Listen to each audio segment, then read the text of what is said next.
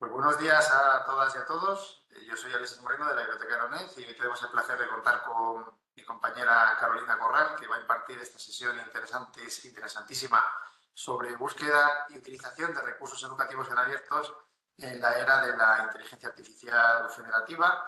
Y en ella pues, va a explicar varios aspectos, desde una definición de los REA, a bases de datos de recursos educativos en abiertos, repositorios y demás, distintas fuentes de información donde se pueden localizar estos REA, y luego también cómo conocer esas licencias de utilización, lógicamente, que pueden tener estos REA para poderlos usar en nuestro propio interés, ¿no? Digamos, en nuestros cursos y distintas actividades que queramos llevar a cabo, cómo adaptar o editar estos REA también para reutilizarlos también, ¿no? Y aprovecharlos en otros contextos distintos al que fueron creados, y también cómo compartirlos con terceros. Y por último hablará también de algo muy interesante, que es las sinergias que tienen estos recursos educativos en abierto y cómo podemos aprovechar la inteligencia artificial generativa para poder enriquecerlos, para poder aportar ideas en ellos, para poder reestructurarlos, para poder crear contenidos añadidos, una serie de cuestiones que seguro que encontráis de mucho interés. Y sin más dilación, pues le procedo a ceder la palabra a mi compañera Carolina. Muchas gracias, Carolina. Gracias, Alexis. Hola, pues buenos días a todos. Hemos organizado esta sesión enmarcada en la Semana de la Educación en Abierto, por lo que hemos decidido hablar de recursos educativos abiertos y hemos decidido también explicar un poco qué aplicaciones qué podemos hacer con los recursos educativos en abierto haciendo uso de la inteligencia artificial generativa. Vale, en primer lugar voy a hablar un poco de qué son los recursos educativos abiertos, cuáles son sus características, qué es lo que hace que un recurso se pueda considerar real, un objeto de aprendizaje. Luego vamos a ver qué tenemos que tener en cuenta, qué aspectos legales, qué licencias tienen que tener aplicadas los REA para poder utilizarlos, sobre todo para poder modificarlos o adaptarlos a nuestras necesidades educativas. En tercer lugar, vamos a ver una serie bastante amplia de plataformas, buscadores y un montón de recursos donde podemos encontrar REA, ¿vale? Podemos buscarlos, donde podemos encontrarlos y donde podemos utilizarlos. Y luego vamos a ver, en cuarto lugar, cómo podemos utilizar estos REA. Los podemos utilizar tal cual, es decir, adoptarlos, es decir, no hacer ningún tipo de modificación, sino simplemente utilizarlos en alguna de nuestras clases o descargarlos para nosotros mismos o imprimirlos para los alumnos o enlazarlos a nuestro curso virtual. O bien podemos utilizar estos REA de forma más personalizada, es decir, modificarlos, adaptarlos, combinar distintos REA para crear uno nuevo, por ejemplo, para crear una lección o un módulo de aprendizaje que combine distintos tipos de objetos de aprendizaje. Y en último lugar vamos a ver cómo podemos aplicar la inteligencia artificial generativa para generar REAs o bien para adaptar, modificar, mezclar distintos REAs. Vale, lo que define a los REA lo dice su propio nombre, y tienen que ser recursos educativos en primer lugar, es decir, tienen que ser materiales de aprendizaje o de enseñanza. Y luego tienen que ser abiertos. Esto significa que tienen que estar en dominio público o bien que se hayan creado bajo una licencia abierta, como las licencias Creative Commons o bien licencia pública general GNU. Son licencias que permiten al acceso sin coste, el uso, la adaptación y la distribución sin ninguna restricción o con restricciones limitadas. Esta definición es la que da la UNESCO en el año 2012 y ya contiene pues, las tres características principales, que tienen que ser un material educativo, que tienen que estar en dominio público o bajo una licencia abierta y que además tienen que permitir la adaptación o no solo la distribución y el uso, sino también la adaptación sin limitaciones, con unas restricciones limitadas. Otra característica fundamental de los REA es que fomentan el aprendizaje y la enseñanza colaborativa. Son materiales que se pueden usar en comunidades de aprendizaje y que en estas comunidades de aprendizaje pueden colaborar tanto docentes como estudiantes, creando REA, valorándolos o modificándolos. Las características de los REA, por tanto, son 4. Según Open Educational Resources, en la primera característica es que tienen que ser educativos, tienen que tener una finalidad o aplicación docente. En segundo lugar, tienen que ser gratuitos, no tienen que tener un coste asociado para el usuario, para el alumno. Tienen que ser abiertos, por lo que hemos dicho, porque tienen que estar creados bajo una licencia abierta o estar en dominio público. Y luego, además, esa licencia tiene que permitir que se reutilicen, tienen que ser reutilizables, tienen que poderse adaptar, modificar, compartir, etc. Bueno, David Wiley, en su blog Open Content, David Wiley es como el experto en REA y escribe distintos, tiene bastantes artículos y webinars también y distintos contenidos acerca de los REA. Especificó que los REA, habló de los 5 REA de las 5 R de los REA. En el sentido de que los REA tienen que poderse retener, es decir, que tienen que poder permitir que hagamos una copia del trabajo y que la conservamos en nuestro PC, nos la descargamos, la dupliquemos, la almacenemos y la gestionemos a lo mejor en nuestros dispositivos. La otra R es que se tienen que poder reusar de distintas formas. Los tenemos que poder usar en un aula virtual, en una página web. Pues en un vídeo podemos reusar un REA que sea pues un gráfico, por ejemplo. Y luego tenemos que poder revisarlos. Como hemos dicho antes, para que se considere el REA tienen que poderse modificar, tienen que poderse adaptar, se tiene que poder alterar el contenido. Es decir, por ejemplo, lo podemos tener que necesitar traducir y nos lo tiene que permitir la licencia. En cuarto lugar, también tienen una característica, una posibilidad de los REA es que se pueden remitir, se pueden fusionar distintos trabajos para obtener uno nuevo. Podemos combinar distintos objetos de aprendizaje, por ejemplo, para crear un módulo de una asignatura. Y en ese módulo hay distintos REAs. Pues, puede haber vídeos, puede haber contenido textual, gráficos, etcétera. Entonces, y esos REA pueden venir de distintos autores y de distintos sitios. Al fusionarlo, estamos creando un REA nuevo. Y finalmente tenemos que poder redistribuirlo, tenemos que poder compartir copias del trabajo, tenemos que poder compartir nuestras remezclas, nuestras revisiones, darle una copia a un amigo, por ejemplo, etc. ¿Qué tipos de REA hay? Pues hay todo tipo de unidades educativas. Podemos encontrar apuntes de clase, programas curriculares, módulos didácticos, guías didácticas, planos docentes, guías para estudiantes, todo tipo de herramientas de evaluación como ejercicios, problemas, exámenes, test, cuestionarios. Además hay libros de texto completo que se consideran REAs, libros de texto en abierto. Tenemos vídeos, tenemos podcasts, imágenes, gráficos, mapas, todo tipo de materiales multimedia, interactivos, simulaciones, juegos, todo eso puede ser un REA. Además, hay conjuntos de REA con estas unidades educativas, entonces se crea un REA que es un curso completo, ¿vale? Tenemos estas 3 plataformas, OpenCourseware,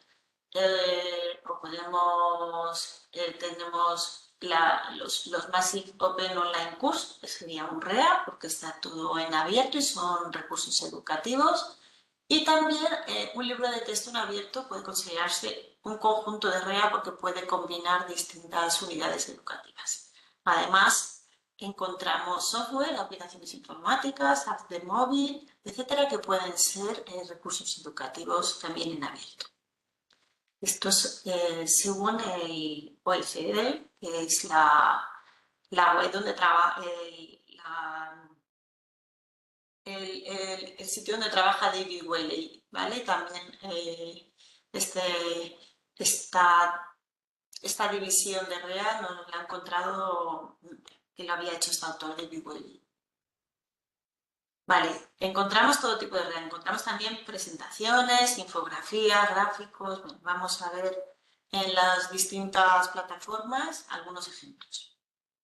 Para entender bien qué es REA, quiero incidir bastante en qué no es REA. Podemos encontrar recursos que tengan asociada una licencia Creative Commons, pero no son REA, porque son las últimas dos licencias que vemos aquí, que son las que no permiten trabajos derivados, no derivative works. Eso significa que no podemos reutilizarlos, no podemos adaptarlo, remezclarlo, por lo tanto no se consideraría REA. Podríamos utilizar ese recurso para compartirlo tal cual, pero no para hacer un trabajo derivado.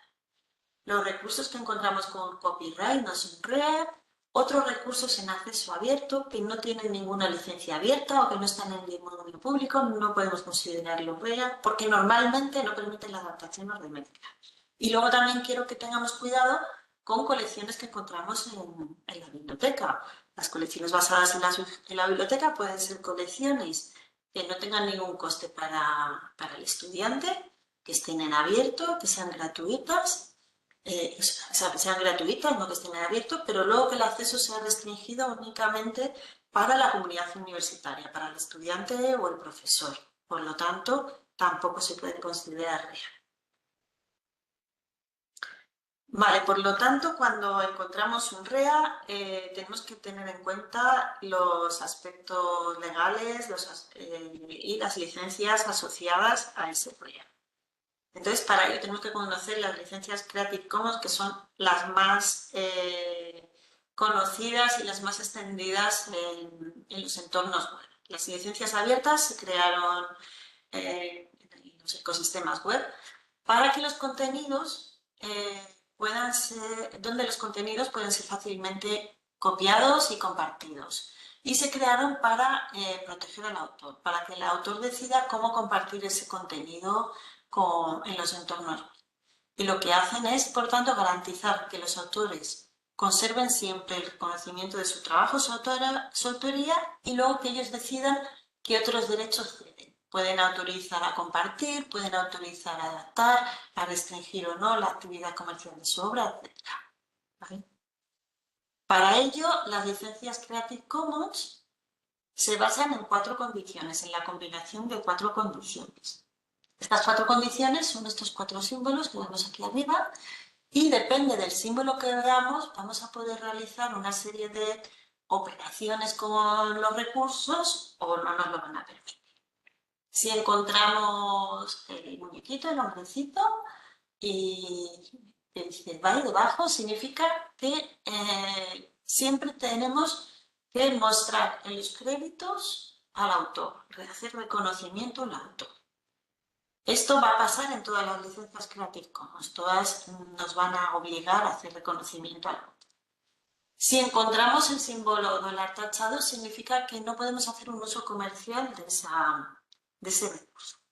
Si encontramos el símbolo igual, significa que no podemos hacer obras derivadas, que no podemos generar obras derivadas, que no podemos remezclar, modificar, traducir, no podemos realizar ninguna modificación sobre ese recurso. Ese recurso tiene que permanecer igual. Y si encontramos el símbolo de la flecha en un círculo, eso significa que lo tenemos que compartir de la misma manera que el recurso educativo que creemos, si nos estamos basando en otro REA o en otro recurso, tenemos que compartirlo con la misma licencia. ¿Vale? De la combinación de estos 4 símbolos, de estas 4 condiciones, surgen 6 licencias distintas y solo hay 2 de ellas que no se considerarían REA, que son las que dicen que no se pueden crear trabajos derivados. La primera de ellas únicamente obliga a dar reconocimiento al autor. La segunda de ellas obliga a dar reconocimiento al autor, podemos modificarla, pero no podemos hacer un uso comercial. La tercera de ellas nos permitiría modificarla, solamente que la tendríamos que compartir con la misma licencia, pero no permitiría hacer un uso comercial.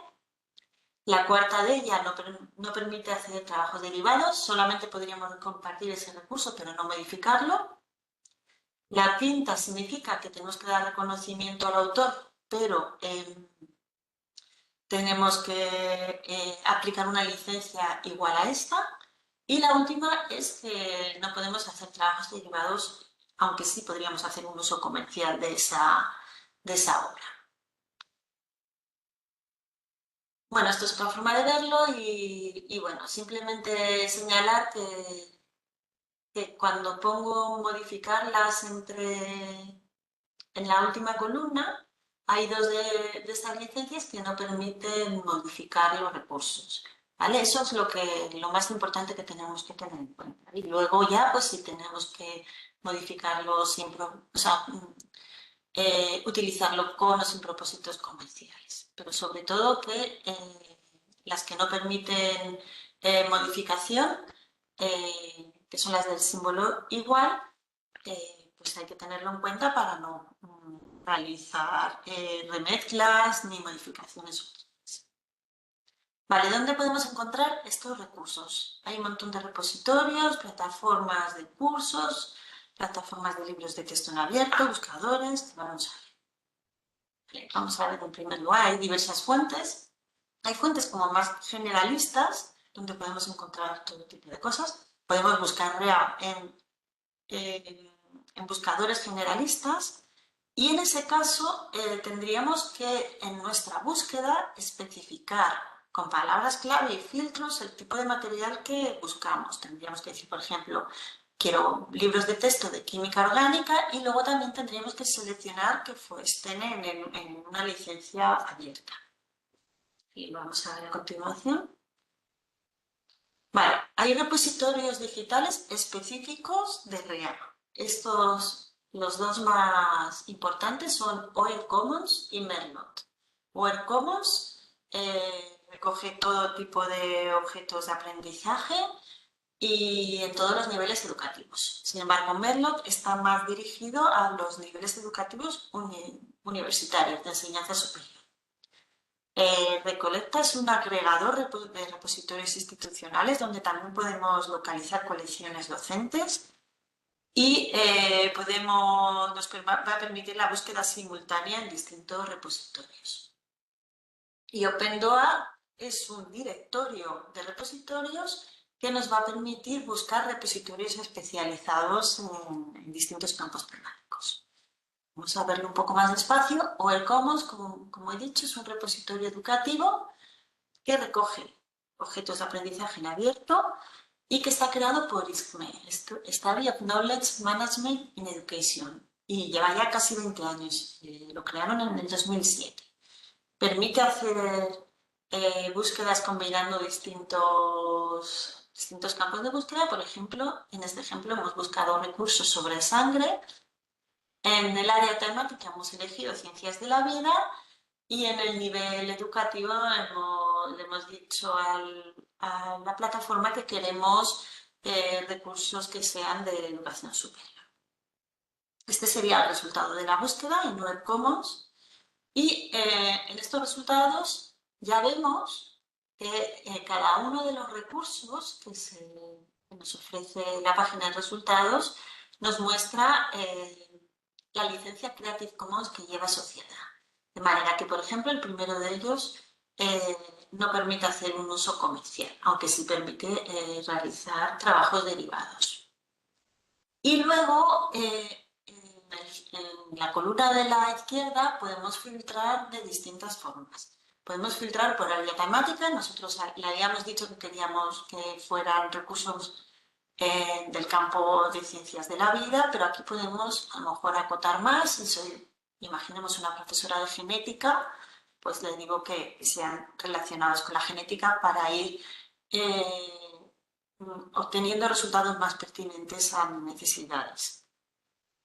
Con tipo de material, vemos que OER Commons recoge una infinidad de tipos de materiales, actividades de laboratorio, evaluaciones, estudios de caso, set de datos, diagramas o ilustraciones o gráficos, cursos completos, trabajos o tareas para casa,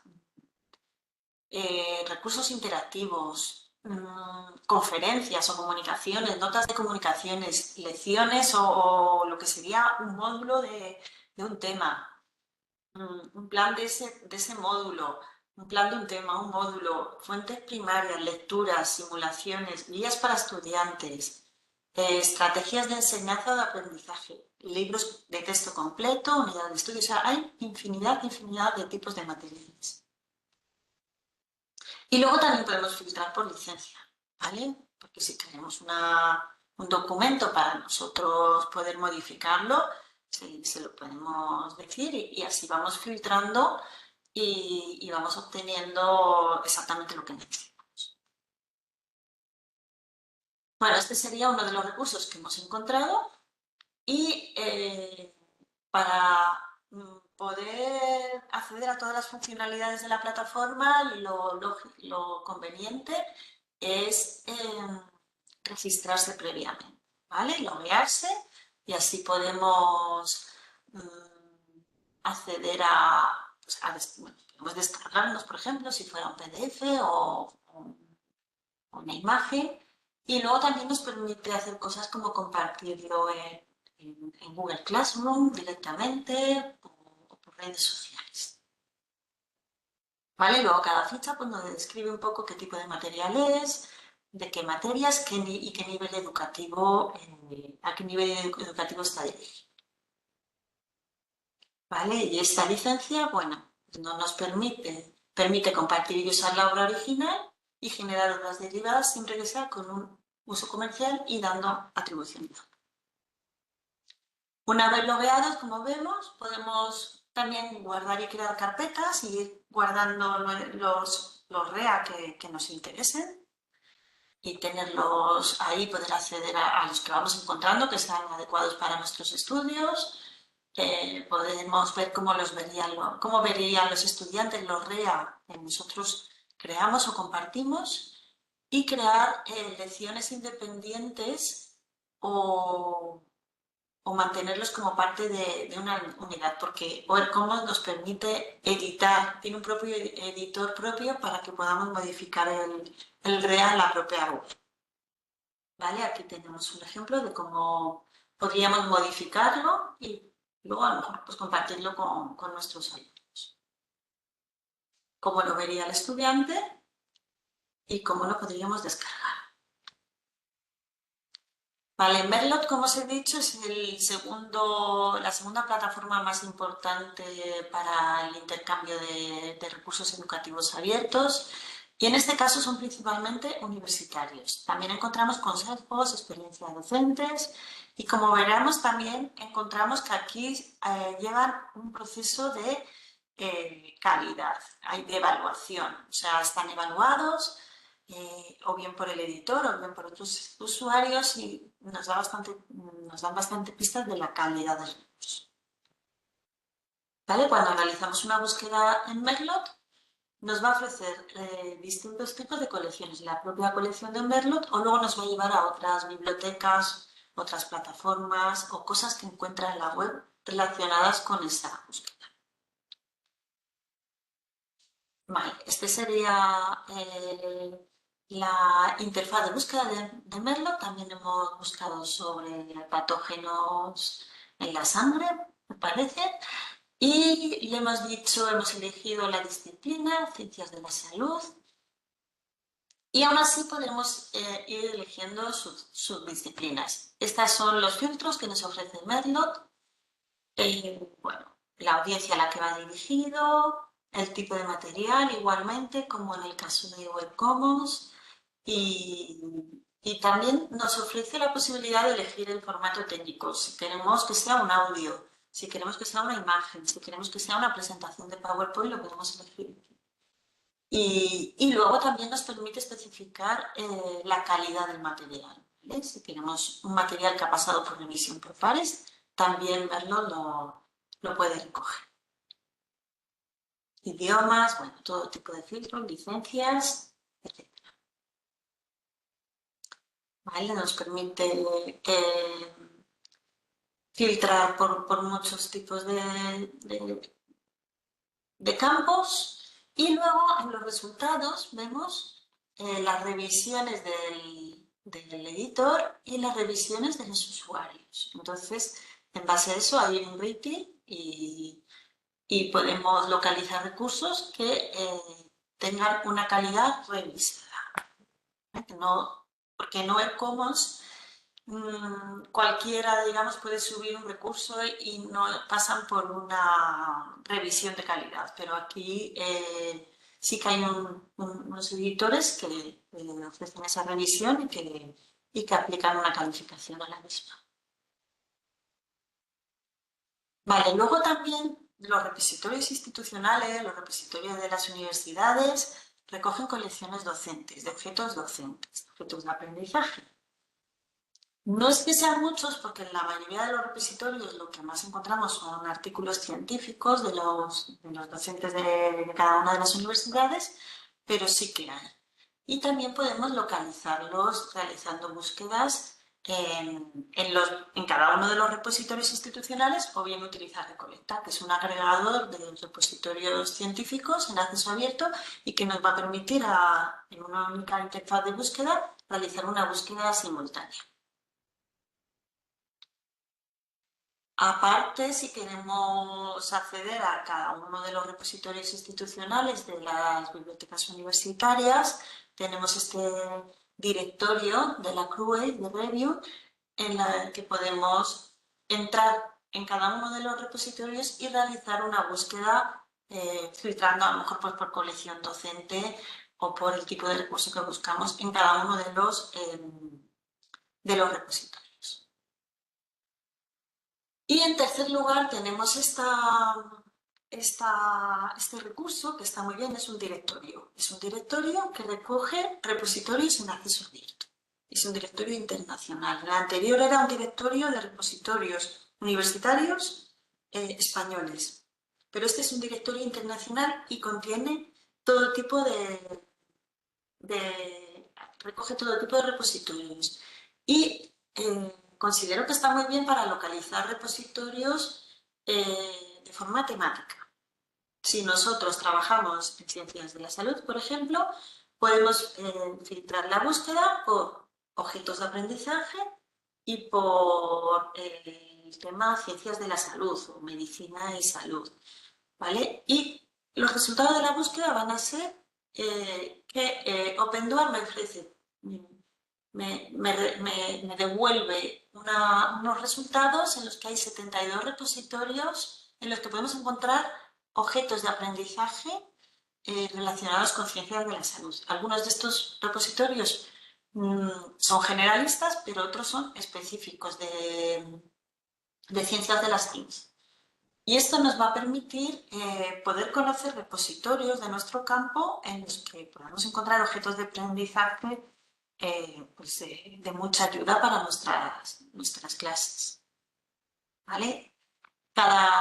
Una vez que localizamos estos 72, por ejemplo, repositorios, podemos ir entrando ya en cada una de las fichas que nos parezca más interesante y ver un poco qué tipo de contenido recoge y qué temáticas y así poder ir acotando un poco si nos interesa ese repositorio, ¿no? Por ejemplo, aquí localizado uno sobre la escuela de Londres de medicina tropical, de higiene y medicina tropical. Y bueno, estoy interesada en este tema, entonces voy a encontrar aquí recursos, teaching resource, de enseñanza relacionados con este tema. ¿Vale? Una vez que yo ya estoy dentro del recurso, pues navego dentro de su plataforma. Luego hay plataformas que recogen cursos completos, ¿vale? OpenCourseware fue la primera plataforma que se creó para cursos masivos en abierto y lo creó el MIT, el Massachusetts Institute of Technology, y incluye cursos, pero también incluye recursos educativos, ¿vale? Los cursos están formados por recursos educativos y luego encontramos también la posibilidad de buscar recursos educativos concretos. Aquí podemos buscar cursos sobre filtrando por temáticas y también filtrando por nivel académico, ¿vale? Para graduados, posgraduados, etc. Y luego tiene otra pestaña, esta es la pestaña Find Courses. Y la siguiente pestaña está dirigida a educadores y aquí pueden encontrar materiales de aprendizaje, materiales de enseñanza, mejor dicho. Y también pueden realizar búsquedas de la misma forma, o sea, búsqueda temática y luego permite buscar por tipo de contenido, pues tareas, lecturas o lecciones, exámenes, galerías de imágenes, notas de comunicaciones, textos, libros abiertos en texto completo, ¿vale? Entonces, esta misma web que tiene cursos en abierto también nos permite obtener recursos educativos en abierto que podemos utilizar para nuestras funciones de enseñanza, docencia o aprendizaje. Bueno, existen otras plataformas como Coursera, edX, que también es del MIT, que son ambas de cursos en abierto. Y luego hay plataformas que lo que recogen son libros de texto en abierto, ¿vale? OpenStax es una de ellas y publica libros universitarios. Están revisados por pares y tienen licencia abierta, por lo cual los podemos utilizar para nuestros cometidos docentes sin problema. Están gratuitos en línea y bueno, está bastante bien. Hay otras plataformas de libros docentes como esta, Mide Open Textbook, Open Textbook Library, Basic Campus y luego el directorio de Open Access Books, ¿vale?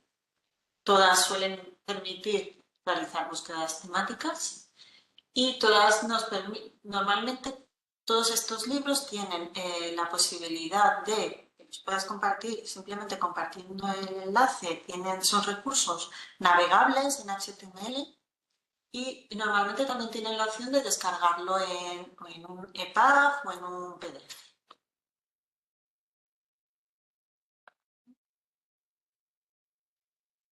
Vale, luego he querido incluir aquí unos recursos que me parece que están muy bien porque muchas veces para crear los materiales docentes necesitamos un sonido, un icono, una imagen, un gráfico o un vídeo y necesitamos que esté en dominio público o que tenga una licencia Creative Commons que permita su utilización. Entonces, quiero compartir con vosotros, no es que sean exactamente recursos educativos en abierto, pero los podemos utilizar para crear nuestros recursos educativos. Y al estar en abiertos. Esta es una web creada por el Centro Nacional de Desarrollo Curricular y está muy bien porque recoge todo tipo de recursos y además lo van actualizando año a año porque todas estas plataformas muchas veces se quedan desactualizadas y si accedéis a ella veréis que podéis encontrar pues bancos de imágenes, bancos de música, de sonido, que nos pueden ser muy útiles para crear nuestros propios materiales y de forma legal.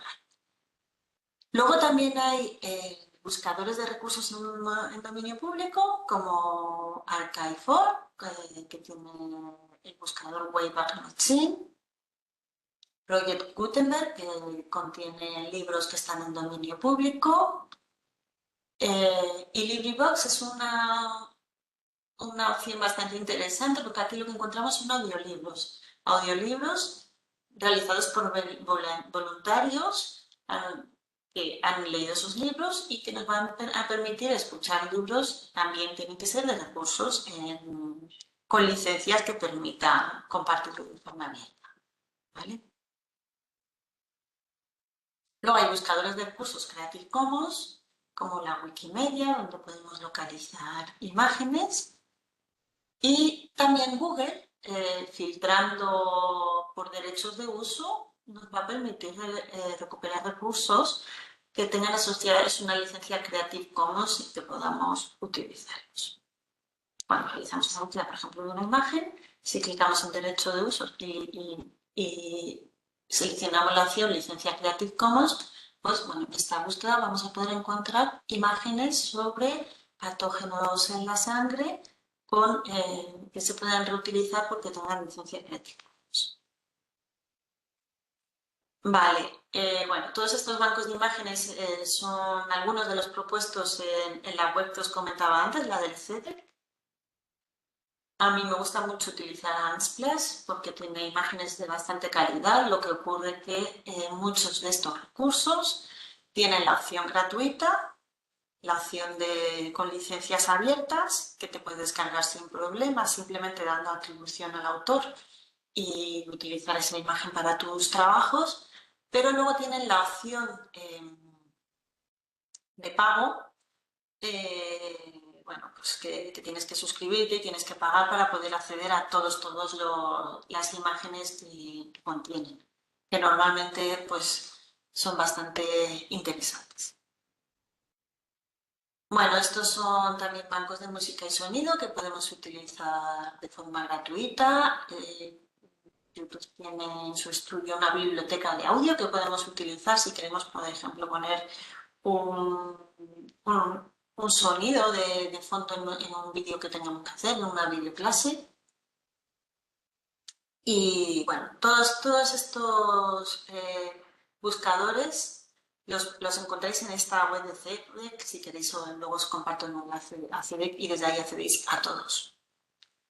Aquí me he querido parar un poco en los vídeos de YouTube. Los vídeos de YouTube, cuando los compartamos, tenemos que tener especial cuidado porque muchos tienen una licencia estándar de YouTube, pero luego otros están creados bajo una licencia Creative Commons CC BY. Entonces, si queremos utilizar un vídeo en un recurso, tenemos que buscar vídeos con licencia CC BY y hay que utilizar el buscador y posteriormente filtrar por características y especificar que queremos vídeos que tengan la licencia Creative Commons. ¿Vale? De la misma forma, Vimeo también tiene la opción de buscar vídeos con Creative Commons. Bueno, ¿cómo reutilizar los REA? Los REA podemos simplemente utilizarlos tal cual, sin modificaciones. Imprimirlos, descargarlos, compartirlos en una web, en una aula virtual, simplemente dando atribución al autor. O podemos tener la necesidad de adaptarlo a nuestros materiales para crear un recurso derivado, modificarlo, traducirlo, etc.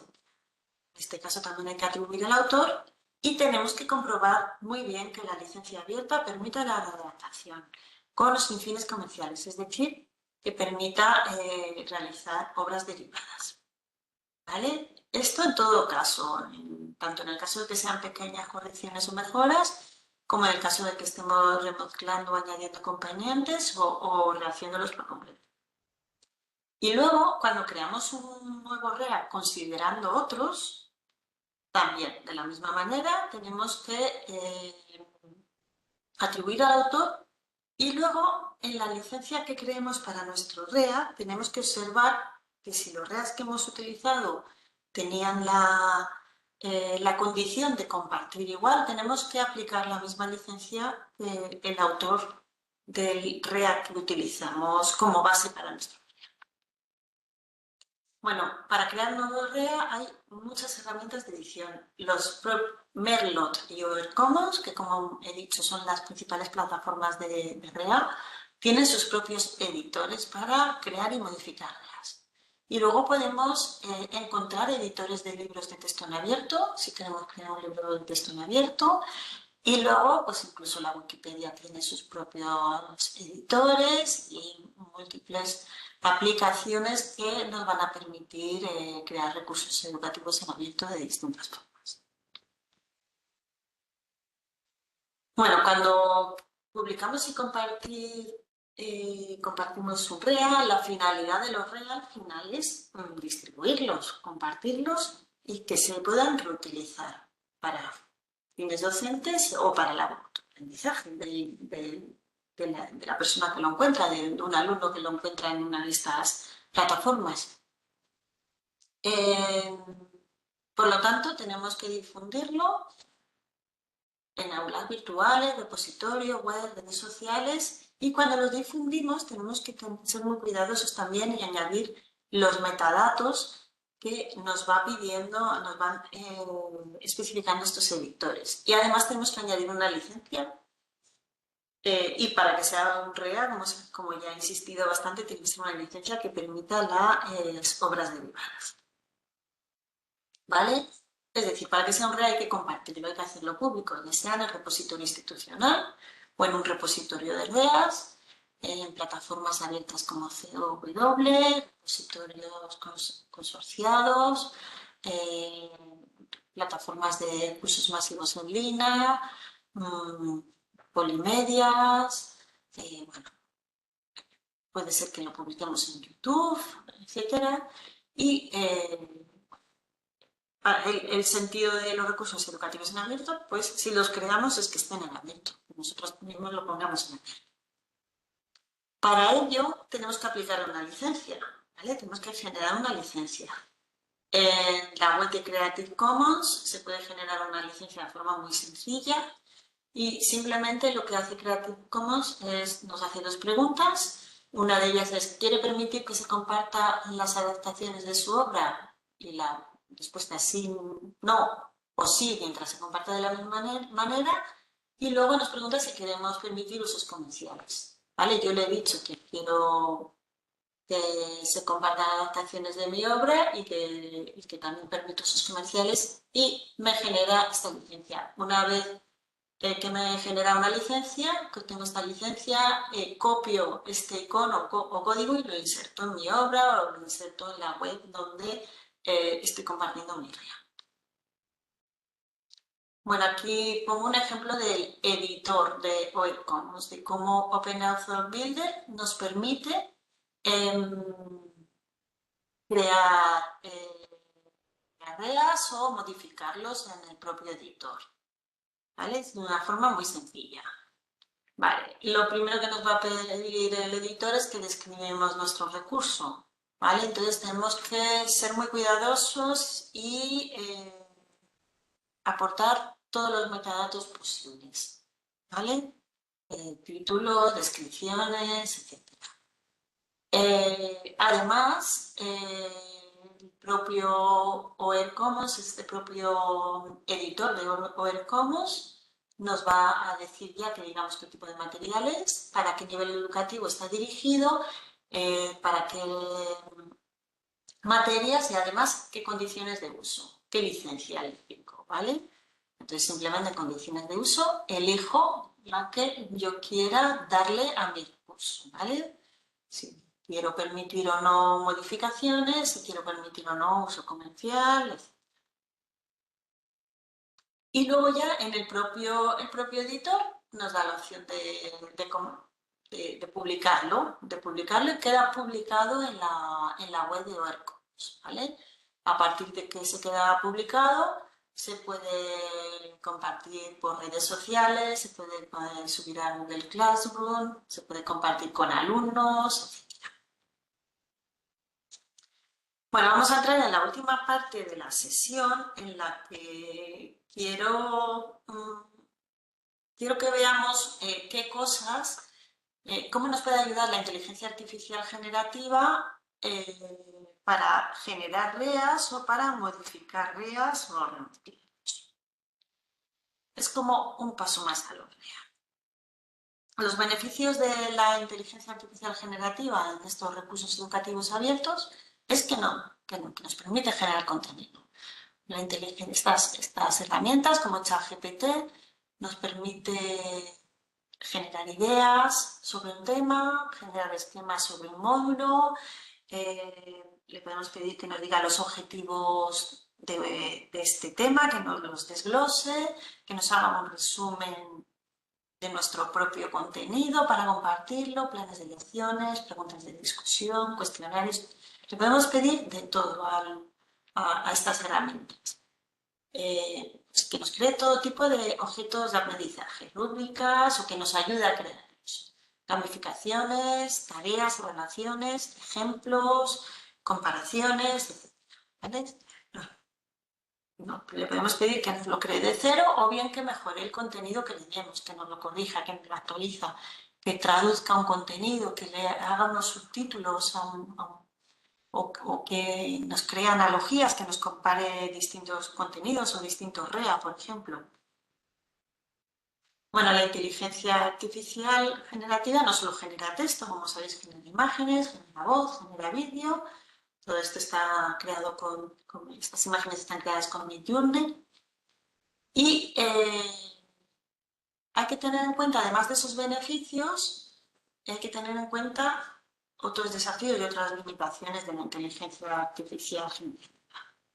Estas limitaciones nos las identifica Torres Salinas y Arroyo Machado en su manual de ChatGPT. Y la primera limitación es la falta de interpretación contextual profunda. En ChatGPT o otras herramientas le tienes que dar mucho contexto para que te cree un contenido que tenga sentido para lo que tú buscas.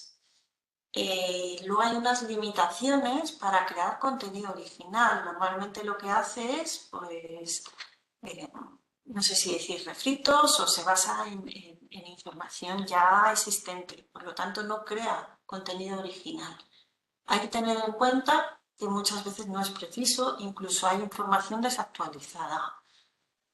Porque al final ChatGPT y otras herramientas se nutren de contenido que se va, del propio contenido que que le piden los usuarios, que generan los usuarios y muchas veces no está actualizada. Otro riesgo es la dependencia de estas herramientas. No podemos pedir que nos lo haga todo, tiene que ser una ayuda a nuestro trabajo. Entonces muchas veces crea un riesgo de dependencia y de no saber hacer ya nada solo sin el ChatGPT. Y luego hay que tener las consideraciones éticas sobre el plagio, derechos de autor, etc. Además, otro desafío es que tiene sus propios sesgos. Hay muchos estudios y en los que se ha comprobado que tiene sesgos raciales, de género y también muchas veces tienen alucinaciones y devuelven resultados absurdos.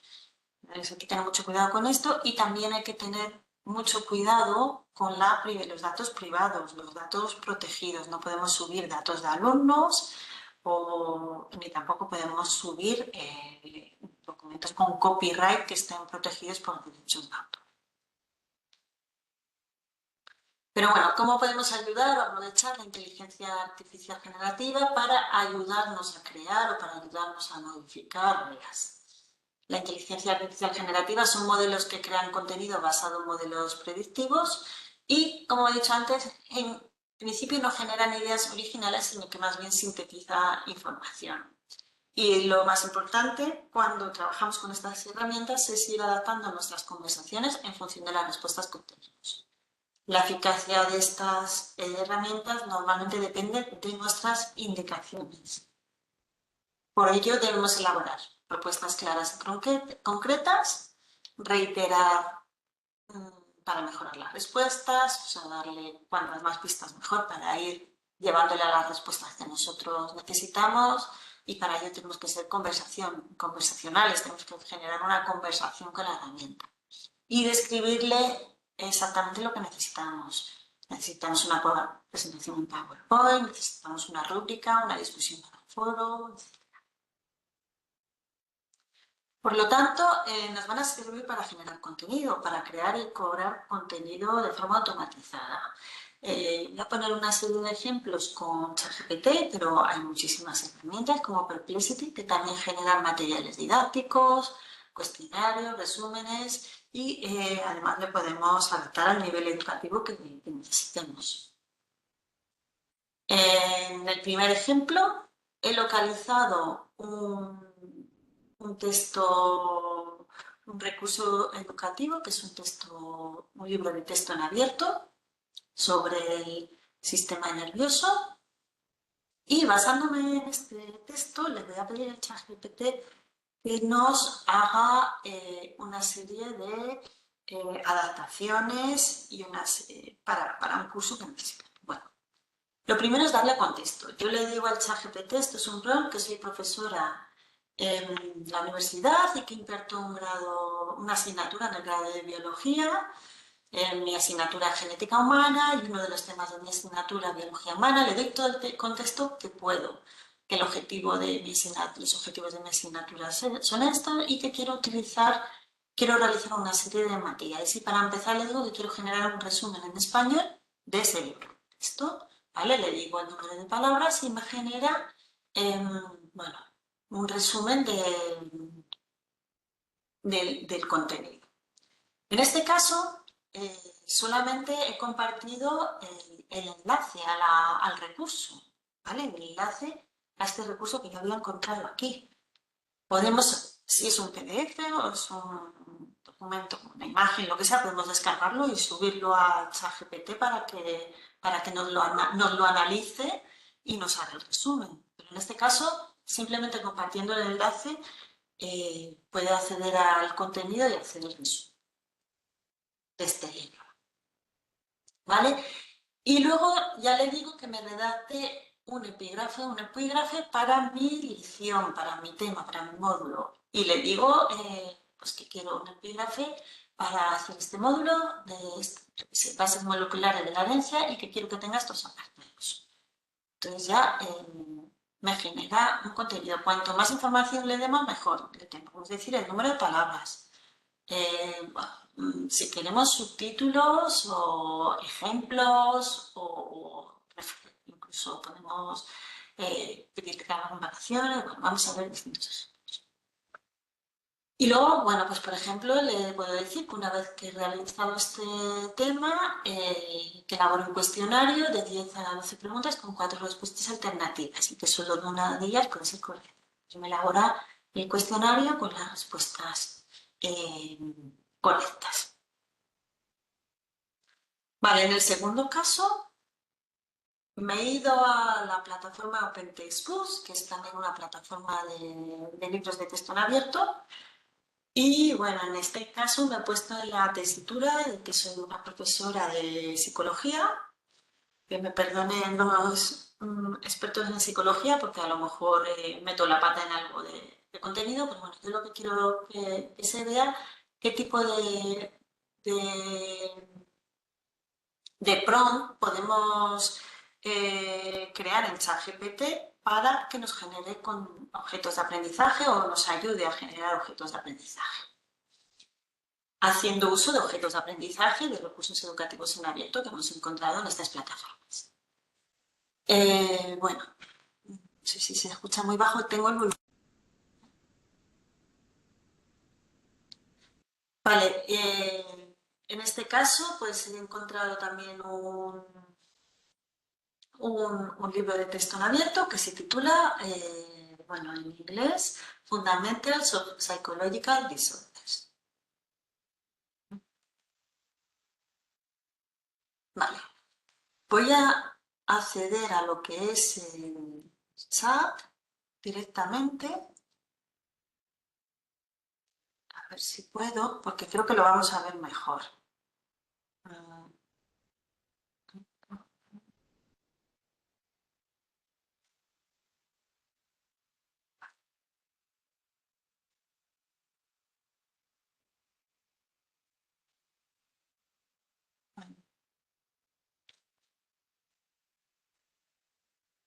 No, este no es. A ver, perdona, porque este no es. Voy a compartirlo de nuevo.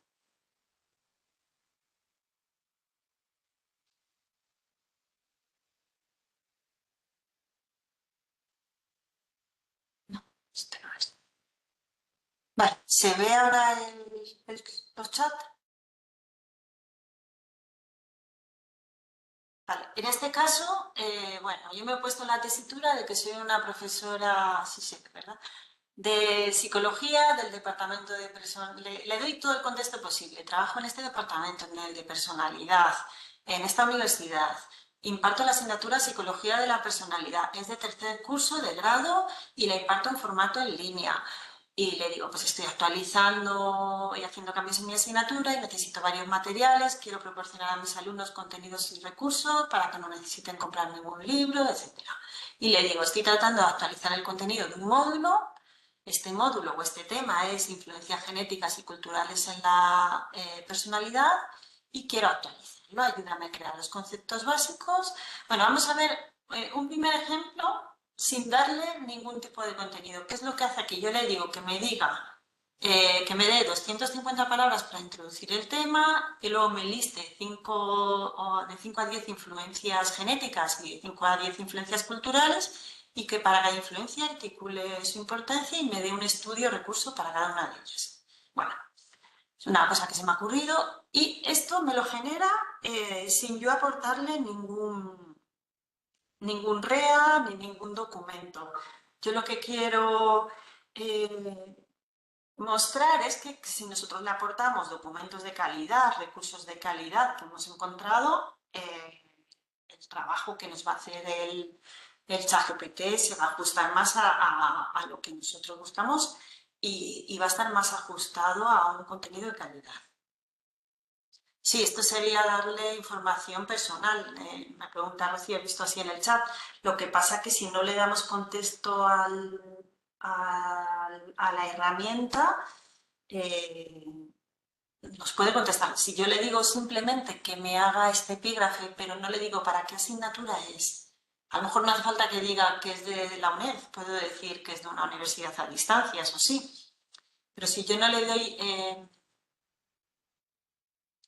a ver, eso va a depender de cada uno lo que quiera compartir, pero cuanto más sepa el ChatGPT de ti, de tus necesidades, mejor te va a contestar. Mejor te va a contestar la herramienta.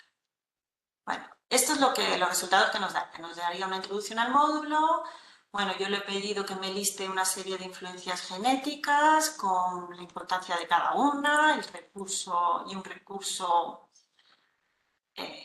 relacionado con cada una de ellas, un caso de estudio, etc. Luego podríamos seguir operando sobre esta, pero ahora lo que quiero es que veáis, digamos, la diferencia. En este caso les digo, para otro tema de esta asignatura, que es desórdenes de la personalidad, he encontrado un recurso educativo en abierto que quiero adaptar. Y en este caso he encontrado una lección, un tema que es sobre desórdenes de la personalidad. Está en inglés. Entonces yo le digo que me lo adapte a mis necesidades. Y yo lo que quiero es que me adapte este recurso especificando las competencias básicas que adquiriría el estudiante. También quiero una introducción de 250 palabras, 10 desórdenes de personalidad y que luego me desarrolle dos trastornos específicamente, el de personalidad antisocial y el de límite de personalidad, tantas palabras cada uno y una tabla comparativa. Y que al final del tema quiero una conclusión. Bueno, todo esto se lo puedes ir pidiendo poco a poco según te van surgiendo y la historia es que sea muy conversacional y que le vayamos, según los resultados que nos va dando, le vayamos diciendo, pues, estas competencias no me valen, son muy básicas o necesito que estén más desarrolladas, lo que necesitemos. Esta sería la introducción igualmente. Lo que pasa es que en este caso se ha basado en el recurso que yo le he dado, que estaría aquí en un enlace, que es un recurso que está en Google Commons. ¿Vale? Los 10 desórdenes de personalidad, los 2 trastornos que yo le digo que me desarrolle de forma más sucinta, una tabla comparativa de los dos trastornos y una conclusión. ¿Vale? Luego aquí podría seguir diciéndole que me hiciera todo tipo de modificaciones en ese contenido. Pero bueno, pues ir conversando con él para que me lo modifique, me lo amplíe, me lo reduzca según mis necesidades. En el siguiente caso, lo que he hecho es que yo he encontrado un libro de texto en abierto en otra de estas plataformas y este libro se titula Fundamentals of Psychological Disorders. Es un libro súper extenso. Y en este caso, en lugar de darle el enlace, me he descargado el libro, lo tengo yo en mi ordenador, pero es un libro que es un libro de texto en abierto que puedo utilizar y modificar para crear mis propios objetos de aprendizaje. Entonces yo le subo este PDF y le digo que quiero que me resuma uno de los módulos en un texto de tantas palabras, ¿vale? En este caso, bueno, creo que le di a parar porque tardaba mucho. Y luego le digo, por ejemplo, que le especifico más, le digo que el texto esté dividido por apartados con subtítulos para facilitar su lectura y adaptación, me da esta serie de apartados. Yo aquí le podría decir, pues quítame este apartado o ponme este otro o ponme subapartados, lo que yo vaya necesitando. ¿Vale? Y aquí me daría el bloque descargable de este módulo. Con ese bloque a lo mejor yo podría empezar a trabajar. A continuación, lo que le digo es que quiero proponer a los alumnos la lectura de este texto y una discusión en el foro del curso basada en este texto. Y le digo, por favor, genérame 3 ideas de discusión para fomentar el diálogo entre los alumnos. Entonces, aquí me genera 3 ideas de discusión y yo, pues, puedo elegir ya la idea que me parezca mejor para compartir en el foro, para crear un poquito de interactividad en el foro. ¿Vale? Pues aquí, por ejemplo, me dice una de ellas, influencia sociocultural en los trastornos alimentarios, desafíos éticos, y me da ideas y yo en base a esas ideas puedo adaptarlas a lo que me parezca mejor como experta en este contenido. En este caso yo no soy experta, pero una persona que trabaje en trastornos de la personalidad sabría enfocarlo bien. Luego, sigo diciéndole que basándome en ese texto sobre trastornos de conducta alimentaria, me haga un cuestionario de 30 preguntas con 4 respuestas alternativas para que el alumno compruebe su avance en la materia. Pues aquí hace un cuestionario. Bueno, en este caso tendría que pedirle las respuestas correctas o que estén en formato descargable, pero bueno, yo, como es para hacer un ejemplo, no le pregunto nada más.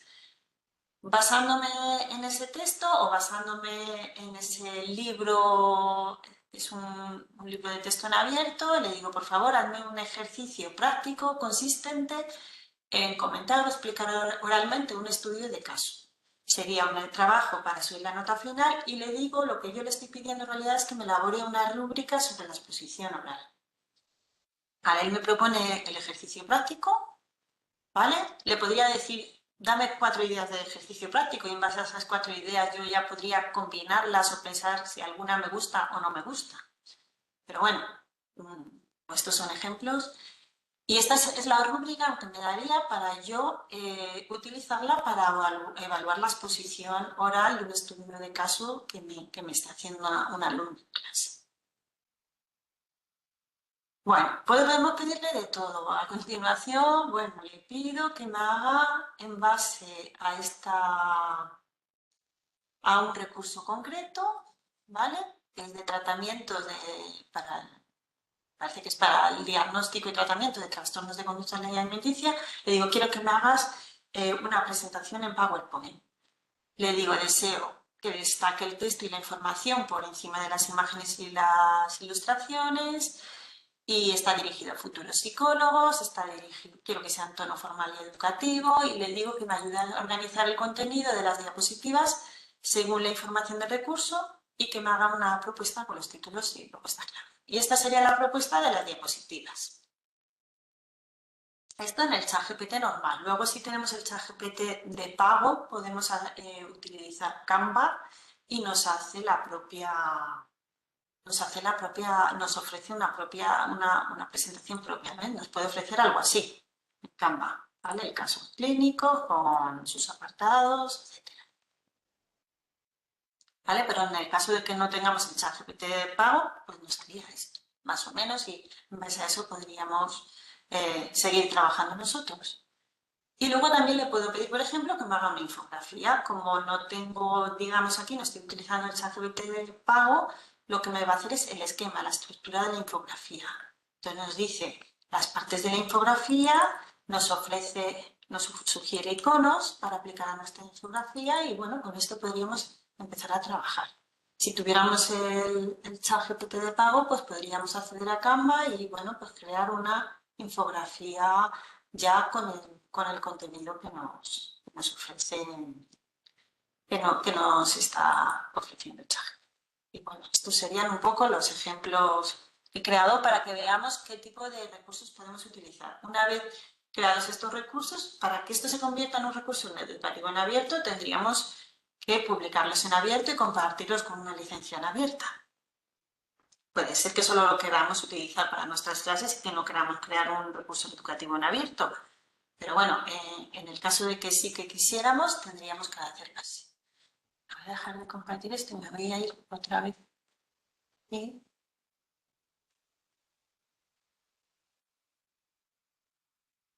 creo que se ve mal.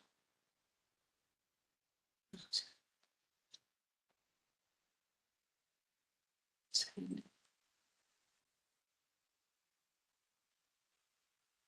Y bueno, ya vamos a ir un poco al final. Vale, vamos a ir aquí.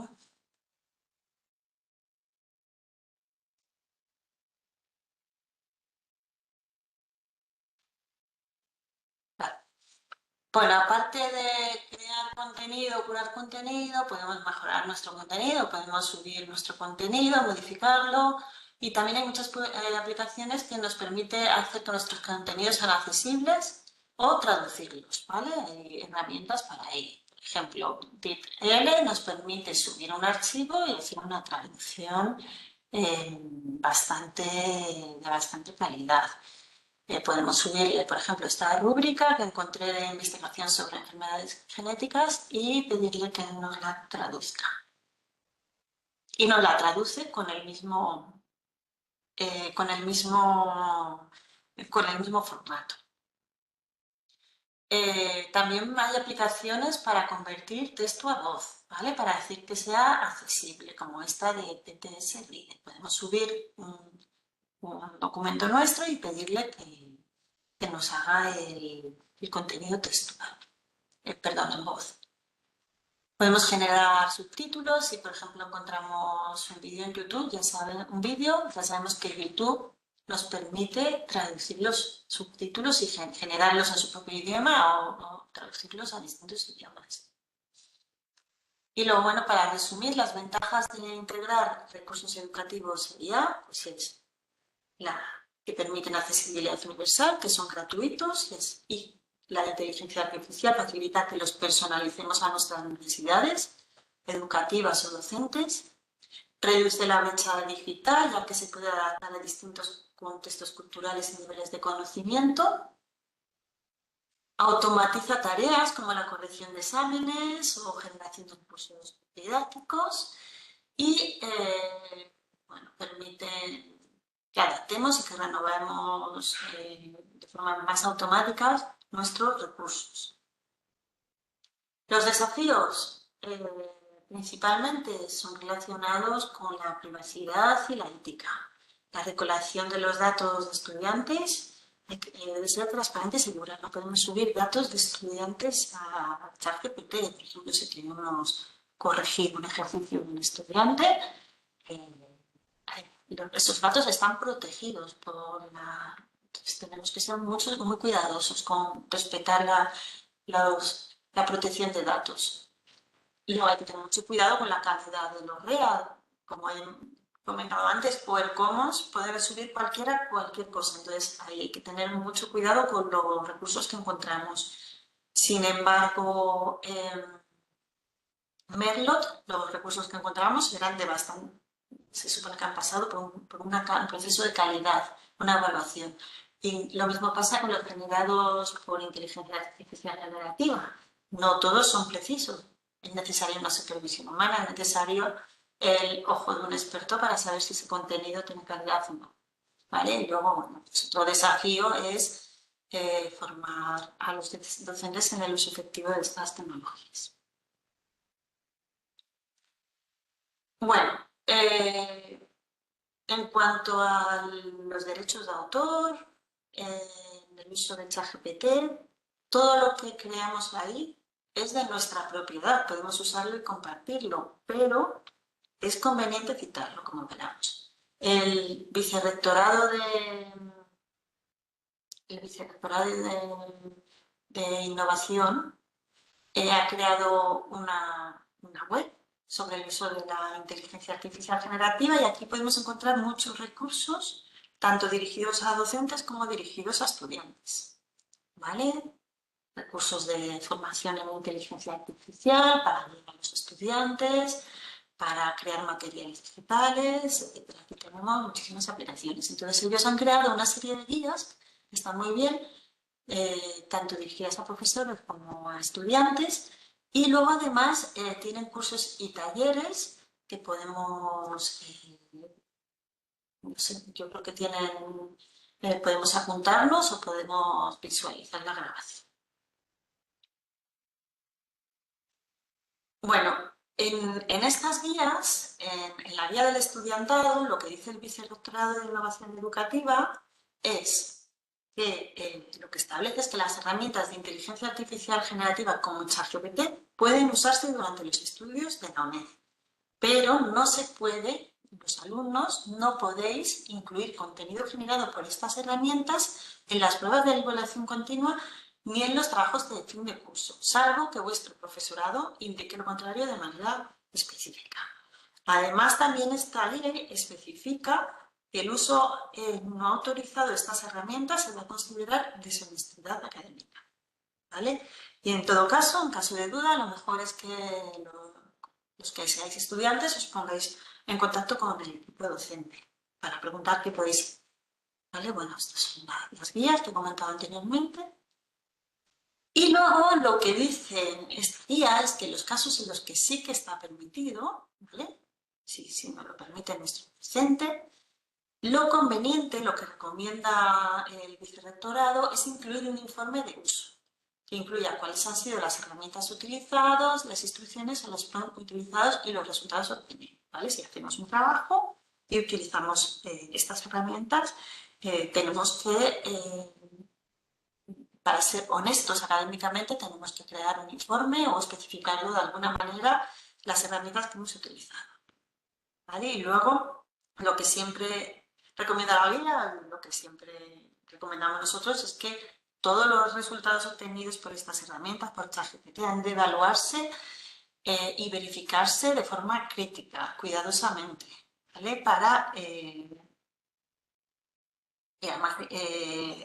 Para no poner en nuestros trabajos cualquier cosa que genere el ChatGPT. Hay que verificarlo y hay que crear citas también de estos prompts, como veremos a continuación, ¿vale? Se pueden citar los prompts generados por ChatGPT, ¿vale? Se pueden describir. Como hemos dicho, en el caso de que lo usemos, en los apartados de metodología, de materiales, de agradecimientos o en un informe aparte, podemos indicar que hemos usado estas herramientas. Y esta descripción tiene que decir qué lenguaje o herramienta hemos utilizado, qué versión, la petición que hemos generado, la fecha en que se creó, etc. Y si es necesario, podemos crear un anexo con todo lo que hemos creado. Pero bueno, como ChatGPT permite crear un enlace a cada uno de los prompts, podemos compartir ese enlace. Este es un ejemplo de una referencia que sería una referencia de un prompt y yo en el texto, si soy un estudiante de la UNED y creo un texto en el que he utilizado un prompt ChatGPT y le digo, pues según OpenAI, explico lo que sea o doy la información que sea y al final del texto pongo la referencia. Esto es un ejemplo en APA. Y bueno, pues el autor del modelo, que sería OpenAI, el año, el nombre del modelo, la descripción y luego al final del todo pongo el enlace al prompt, ¿vale? Si la persona que lee nuestro trabajo clica en el enlace, accedería a nuestro prompt y podría ver exactamente lo que yo he preguntado y la información que se ¿vale? Por tanto, si yo genero un prompt, bueno, esto es simplemente para que sepáis que si yo le digo resume los hallazgos de este estudio y luego utilizo este resumen que me da ChatGPT, tengo que citarlo. Para ello, me iría al prompt y en compartir copiaría el enlace y lo compartiría con los lectores, ¿no? En la referencia. Bueno, esto es simplemente informativo de que bueno, el Vicerrectorado de Innovación Educativa ha creado muchos proyectos haciendo uso de la IA para mejorar procesos de enseñanza y aprendizaje. También están en esta web que os comentaba del Vicerrectorado. Y bueno, como conclusión, ya para terminar, Pues simplemente decir que la combinación de recursos educativos en abierto y la inteligencia artificial generativa potencia, en mi opinión, el acceso a la educación de calidad, permite personalizar la enseñanza y permite optimizar el trabajo docente. Sin embargo, su implementación tiene que ser ética, inclusiva y acompañada de una formación adecuada. Tiene que utilizarse de forma responsable y con un enfoque responsable. Estas tecnologías pues, permiten democratizar el conocimiento y mejorar las experiencias de aprendizaje a un nivel global. Aquí me quedaba como la cuestión de si las inteligencias artificiales generativas serán los sucesores de los REA, no sé cómo decirlo, es necesario crear recursos educativos en abierto o con la IAG los vamos a poder crear tan fácilmente que no vamos a necesitar otra cosa. Yo pienso que ambas son soluciones para hacer contenidos educativos más accesibles, para que la educación sea más accesible y que los modelos de IA se pueden entrenar para crear objetivos de aprendizaje y diseñar cursos de forma responsable y aportando nuestros conocimientos como expertos en la materia. Y bueno, esto sería todo. Muchísimas gracias por vuestra atención. Espero que no se os haya hecho muy pesado, muy largo, porque había muchísimos recursos que compartir y bueno, si queréis, como compartiríamos el enlace a la grabación, os puedo compartir algunos de los enlaces para acceder a los recursos más importantes de esta presentación. Y bueno, si queréis hacer alguna pregunta a través del chat, que hay muchas. No sé si has ido contestando tú alguna, Alexis. Sí, he contestado algunas, pero si se ha quedado alguna en el tintero, pues que la pueden plantear ahora, incluso abriendo el micro. Bueno, pues si tenéis alguna pregunta, aquí estamos los dos para intentar contestaros. Sabéis que os mandaremos también la grabación, el certificado de asistencia, etcétera, pues llegará al correo a todos los que habéis inscrito, tanto si lo habéis seguido en directo, total o en parte, y aquellos que no se han podido conectar, pues también les mandaremos luego la grabación.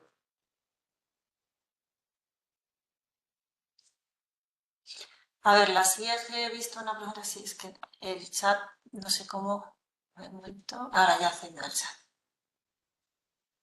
Sí, las IAG pueden ayudar en el contexto educativo con personas discapacitadas porque hay muchísimas herramientas que permiten convertir texto a voz a texto, bueno, permiten hacer los contenidos accesibles en ese sentido.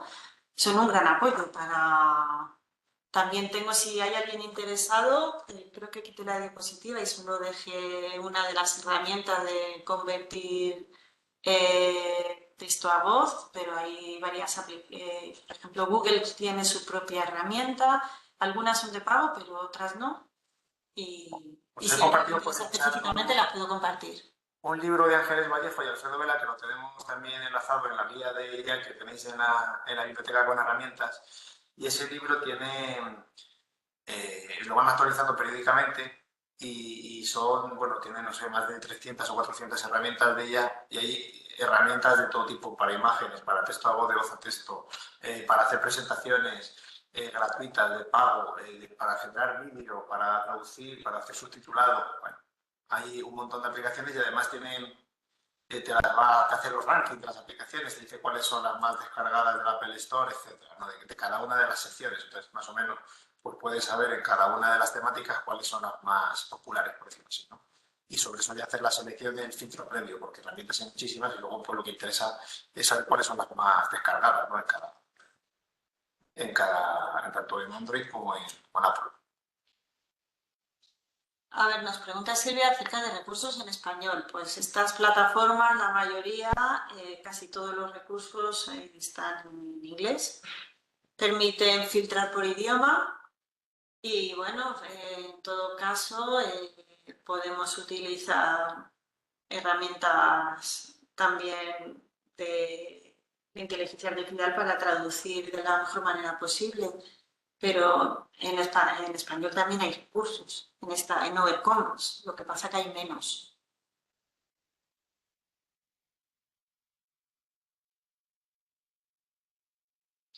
Pregunta José Manuel sobre las traducciones de textos en lenguas cooficiales y son de calidad. En DEP o DIP, no sé cómo se dice. Yo no lo sé, yo sé que las traducciones que hace al español son de bastante calidad. Entonces, no sabría decir eh, si en otros idiomas cooficiales son igual de A ver, buenas. eso depende de la cantidad de datos, por decirlo así, de la cantidad de datos con lo que esté entrenado el modelo. Lo normal es que estos modelos pues, funcionen muy bien en inglés, lógicamente. También en otros idiomas donde hay muchísima documentación, como podrá ser el chino, ¿no? Con las herramientas como DeepSeek y otras que han salido ahora. Y luego claro, en español o en castellano, pues también porque hay muchísima documentación, no solo generada en España, sino en todos los países hispanoamericanos. Y en lenguas oficiales, pues en función de la cantidad de documentos que se manejen, digamos, que estén disponibles en la herramienta, en el modelo que es con el que se ha entrenado este Large Language Model, ¿no?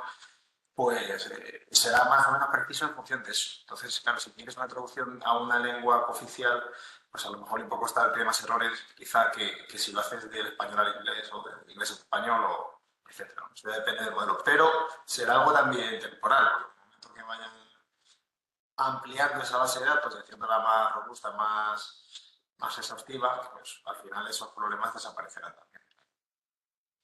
Preguntaba a un profesor, lo he visto Muchas antes. gracias, Rosa, de la Carlos III, por compartirnos también tu guía de herramientas de ella.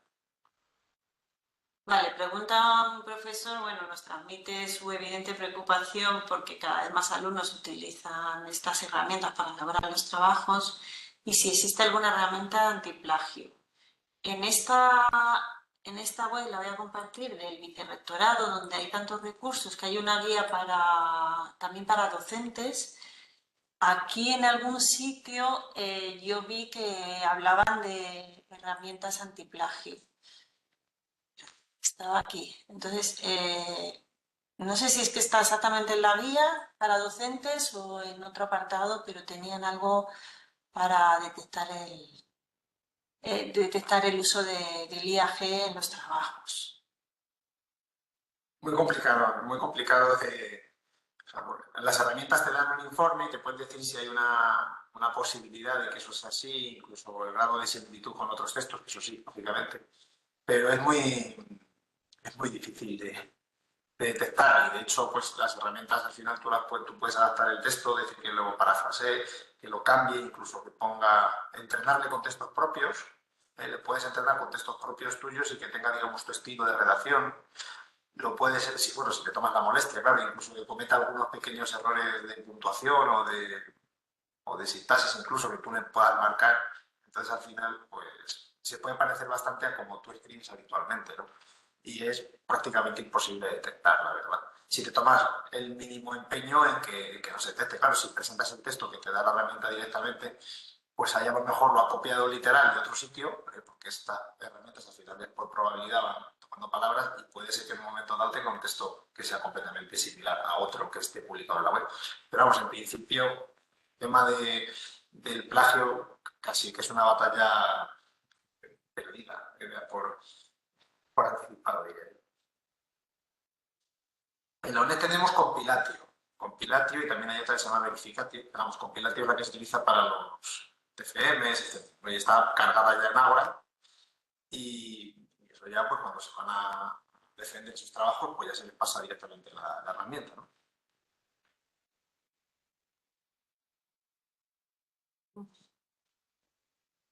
De todos modos, creo que también el CEPRI de la UNED ha mandado recientemente otras argumentaciones, ¿no? Sobre el tema de tal, y bueno, y de cómo, y luego creo que los másteres también, muchos de ellos ya están pidiendo que se haga una pequeña declaración del uso que se ha hecho de la inteligencia artificial o del que no se ha hecho uso, o incluso en esas vías del vicerrectorado, como comentaba Carolina, pues ya se especifica si el equipo docente lo permite para algo, no lo permite en absoluto o lo permite completamente, ¿no? Que se utilice en la preparación de la PEC, siempre que luego se detalle claramente cómo han sido esas interacciones, cómo se han ido refinando, cómo ha sido el proceso de trabajo con la herramienta, la depuración de los datos que se ha hecho.